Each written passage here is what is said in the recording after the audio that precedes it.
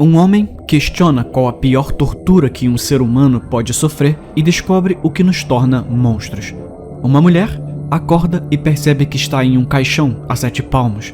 Um jovem volta para casa e cruza o caminho de seu maior perseguidor. Esses são 3 pesadelos que você encontra no meu novo livro.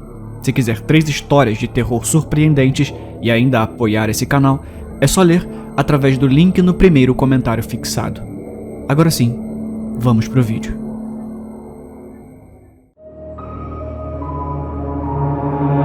Olhe pra frente.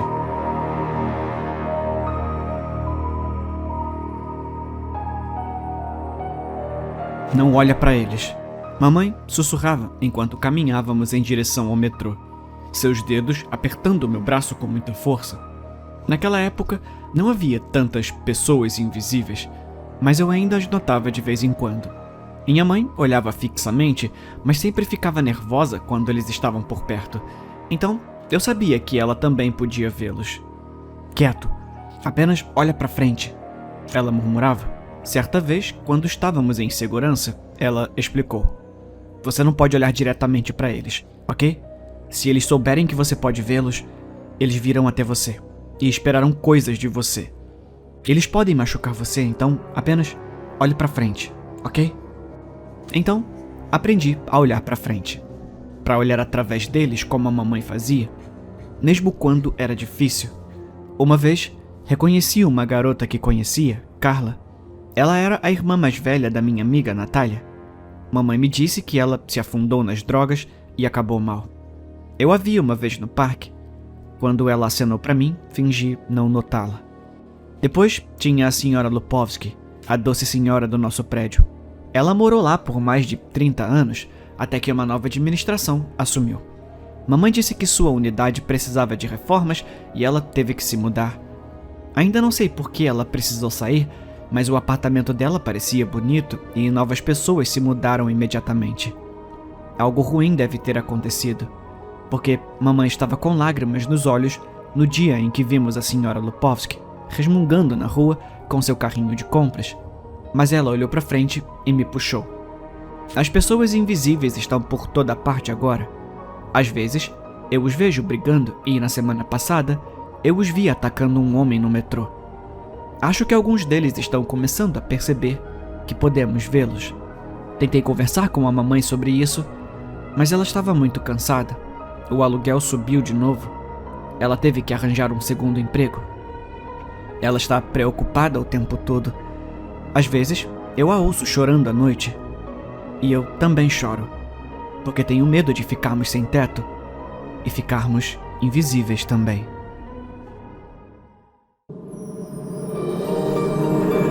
Minha colega de quarto não limpa o banheiro. Pelo amor de Deus, Viviane, é a sua vez. Apontei para o horário. Olha, eu juro por Deus, eu pensei que morar com outra garota seria legal e divertido, mas você... Eu parei. A verdade é que Viviane era uma péssima colega de quarto. Desde que ela se mudou, nossa cozinha estava uma bagunça, o banheiro estava pior, e ela se recusava a fazer as atividades divertidas comigo. Ela preferia se trancar em seu quarto escuro o dia todo. Honestamente, acho que nunca havia luz do dia.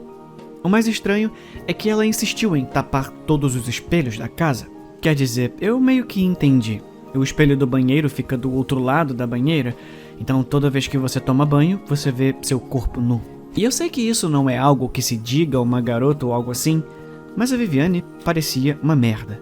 Seu cabelo escuro estava bagunçado, despenteado, sua pele tão pálida que eu podia ver as veias por baixo dela, e ela tinha olheiras gigantescas sobre os olhos. Pra ser justa, eu não tenho ideia de como é ser feia assim, então só ignorei. Eu segui suas regras ridículas, mas a zombaria dela quando eu pedi pra ela fazer uma coisa perfeitamente normal foi a gota d'água. Você é tão inútil, eu exclamei. Olha, eu juro, eu prefiro estar morta do que convidar uma idiota como você pra minha casa de novo. Tudo bem, Viviane sibilou. Dei um passo pra trás quando olhei pra sua boca. Os dentes dela. Ela saiu da cama e arrancou as ferramentas de limpeza das minhas mãos. É pra limpar tudo isso, insisti. Tira as cortinas do espelho por 5 segundos, tá? Não vai te matar. A porta do banheiro se fechou. Eu ouvi a fechadura. E passou um tempão. Ah, qual é? Vamos! Eu gritei à noite. Viviane, pelo amor de Deus, para de ficar de mau humor, eu preciso fazer xixi. Nenhuma resposta. E o pior é que ela nem limpou direito. Depois de alguns dias, começou a cheirar mal. Então, informei a polícia e eles arrombaram a porta. A minha colega de quarto fez uma bagunça terrível de novo. Pelo menos o legista limpou tudo. Eu me sinto meio mal, no entanto. Talvez eu devesse ter dito alguma coisa. Os dentes não escovados, o cabelo de merda, o isolamento. Aparentemente esses eram sinais. Agora, eu tô numa posição um pouco desconfortável, sentada ao lado da sua mãe, chorando. Eu sabia que isso ia acontecer. Ela chora. Eu implorei pra ela não se mudar, mas ela simplesmente não podia ficar em casa.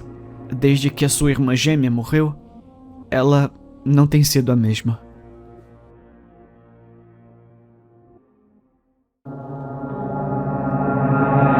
A Era da Ignorância.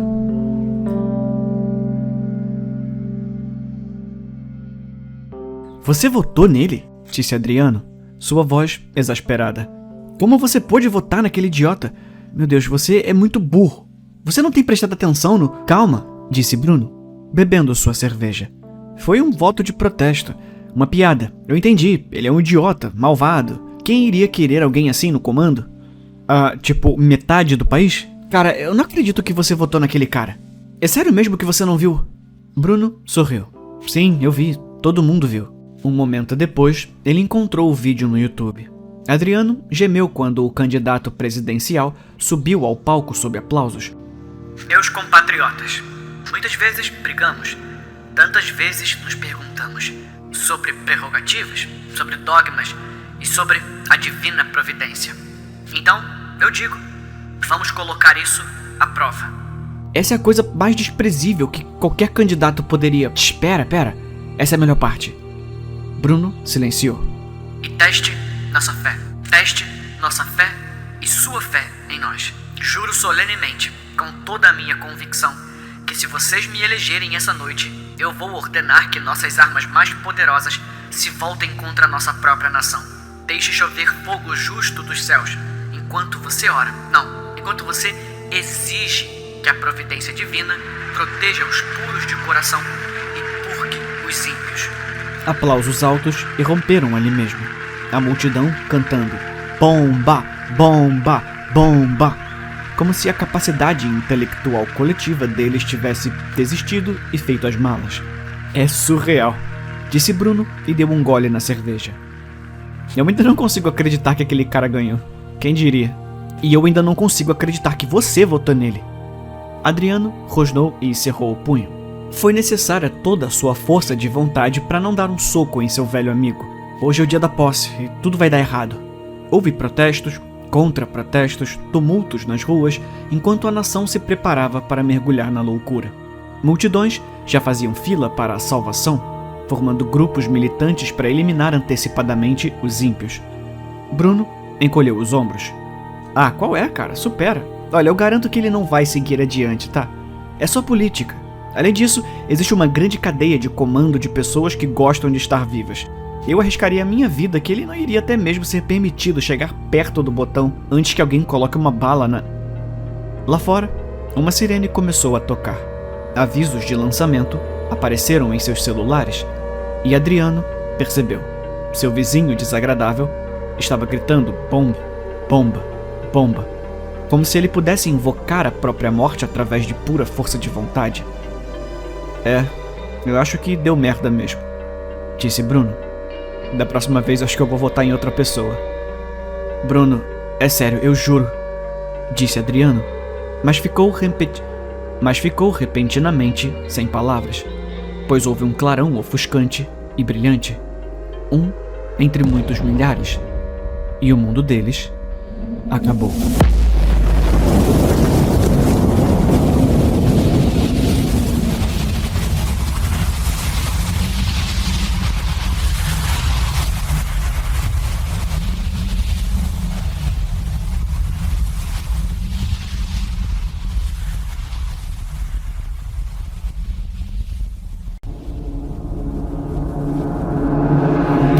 humanidade matou Deus.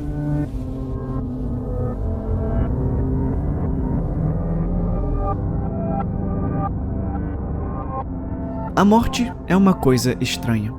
Para a maior parte do universo, pode ser considerado uma constante. É algo inevitável e que, de uma forma distorcida, traz sentido à vida. Para aqueles da Igreja Esquecida, a morte era mais um conceito. Era uma ideia interessante que oferecia uma pausa no trabalho árduo da existência incessante. Então, quando finalmente chegou, ninguém sabia exatamente o que fazer com isso. Apesar disso, este evento deve ser respondido com uma dura resposta. Uma declaração resoluta. Entidades menores há muito tempo nos temem. O que devemos fazer quando esse medo se desgasta? Quando ele é substituído pela curiosidade? A voz do silêncio escondido falou, etérea e irregular. E que resposta você teria de nós? Respondeu consolo uma vez dado. Que avancemos e os destruamos? Que agimos como agimos no tempo antes da luz? Que corremos cegamente em direção a todos os que são considerados estranhos e os sufocamos até a existência? Não preciso lembrá-los de quanto tempo sofremos na escuridão anterior, perdidos sem tempo. Alguns membros da outra alta igreja se contorciam desconfortavelmente na nuvem nebulosa. Bem, pelo menos parecia assim. Na verdade, o encontro neste local de nascimento das estrelas, roxo escuro e preto, foi mais por cerimônia e necessidade. Desde a reforma, cada um estava vinculado.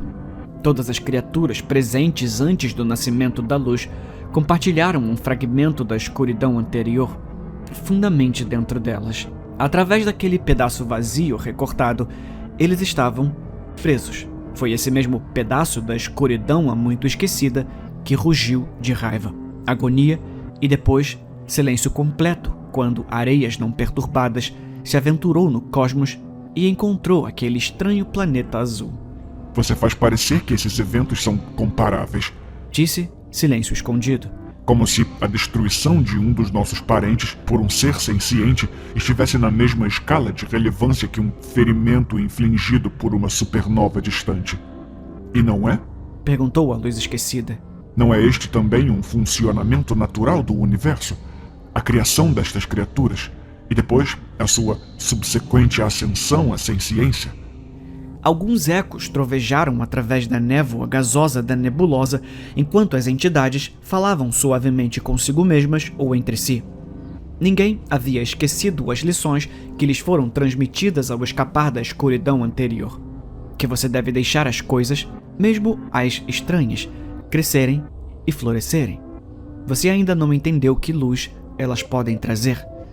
Talvez possamos observar então. A Luz Esquecida ainda não havia falado em nenhuma das reuniões raramente realizadas pela igreja. Afinal, ele era tão jovem que mal se lembrava da escuridão anterior. Não era segredo que as opiniões daqueles que viveram há muito tempo na luz tinham pouca influência nas mentes daqueles que estavam há muito mergulhados na escuridão. Eles ainda são incapazes de viajar. Por qual outro motivo não teriam expandido seus domínios? Na opinião deste membro da congregação, temos uma oportunidade única. Poderíamos aprender a uma distância segura, sem perturbar a eles ou a nós mesmos no esforço. Um estrondo maior se agitou entre os participantes. É verdade que a ameaça de aniquilação era nova. No entanto, isso por si só foi muito interessante. Depois de incontáveis milênios, finalmente surgiram novos pensamentos, novos medos. Apesar da embalagem fria em que veio, o calor e o brilho das novas ideias eram inebriantes. Ideias faladas de uma língua que só conheceu o calor das estrelas nascidas. Cuspiu Silêncio Escondido. Alguns de seus monstruosos tentáculos cortaram a névoa roxa, deixando grandes faixas de vapor agitado em seu rastro. Você os deixaria apodrecer. Quanto tempo então você acha até que eles escapem dos limites de sua prisão mundana? Você ainda observaria enquanto eles habitam um sistema inteiro? Ou é mais do seu interesse deixá-los profanar o todo de uma galáxia antes de sentir que precisamos intervir? Luz Esquecida sabia que sua fala poderia estar fora de hora. Mesmo assim, a irritação direta de um dos antigos era claramente perturbadora. Perdão, antigo. Luz Esquecida falou, puxando seus apêndices para dentro para se tornar menor e servil. Mas é que... Chega. Consolação Concedida explodiu. Não recue, jovem. Mesmo que sua pele esteja mais acostumada à luz do que à escuridão, suas palavras contêm sabedoria. Consolação Concedida virou sua forma corpulenta devagar na névoa fria em direção a Silêncio Escondido. Seus 1000 olhos se encontraram em um olhar frio. Ou você tentaria falar comigo dessa maneira também? O silêncio que tomou conta da nebulosa por alguns momentos foi toda a resposta necessária. Nós vamos com números. Todos os presentes nesta reunião embarcarão nessa estranha jornada e nós observaremos. A menos, é claro, que considerem a viagem muito perigosa. Enquanto Consolação Concedida pronunciava as palavras finais, ele olhou com seus incontáveis olhos laranja para Silêncio Escondido, que desdenhosamente lançou um punhado de tentáculos. Embora ele nunca admitisse isso, até ele ficou intrigado com a ideia de novos conhecimentos, novas criações, depois de tanto tempo. As criaturas começaram a partir. Corpos enormes, deixando rastros de névoa roxa atrás deles na escuridão do vazio. Muitos mudaram-se para onde o seu grupo foi. As estrelas foram apagadas, mostrando apenas momentaneamente pontos de luz entre incontáveis massas de tentáculos desengonçados e retorcidos.